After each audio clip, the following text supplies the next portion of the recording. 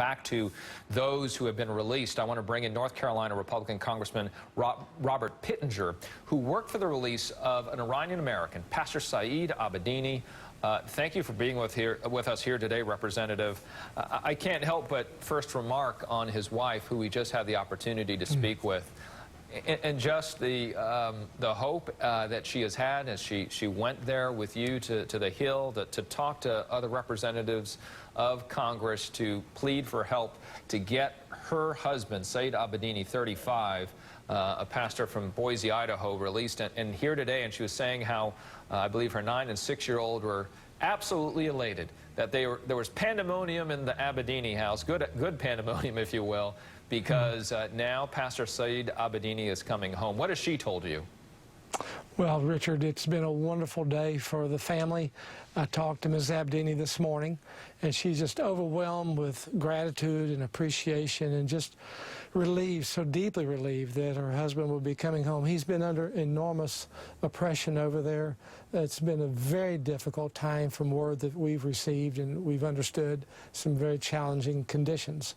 So to know that he was delivered to the Swiss embassy, now is en route to Germany, and it will go through some medical attention, and now he'll be proceeding to come home. Yeah, so it's been a long road. It is a long road, and the pastor, according to his wife, according to the State Department, is that any moment right now, I mean, they could be talking right now for the first time in 3 years, something that you've been working for here, Representative, and tell us why you became involved in this.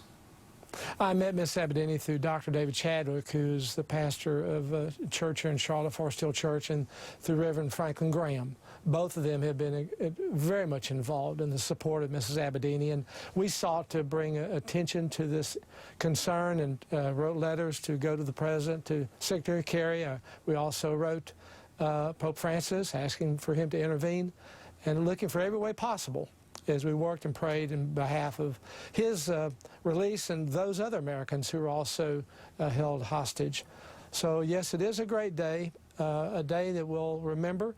A day, frankly, I think that could have happened several years ago, when we committed to give Iran $700 million a month just to come to the table to negotiate over $12 billion that they were given.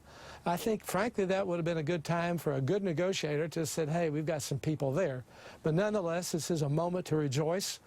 We do recognize the outcome of this agreement. It's no coincidence that this all happened the same day. And this agreement is going to allow Iran to take in $100 billion. In excess of that, in expatriated oil profits, they'll have the ability now to trade with sanctions relieved. We have the ability for Iran as a terror-sponsored state to continue their proxy wars. What you're saying is you're glad that the 5 prisoners, or the 4, at least from what we understand at this moment, were released because of negotiations. But what you're not happy with, and again, we don't have any confirmation that there's a direct link to the deal that was struck with Iran related to the July 14th agreement here. You don't agree with the agreement related to that, but you are very happy with the release of the prisoners. Is that correct? Of course we're happy for the prisoners to be released. There's no coincidences in politics. The fact that happens the same day. I think the Iranians now are realizing that they're going to get in excess of $100 billion.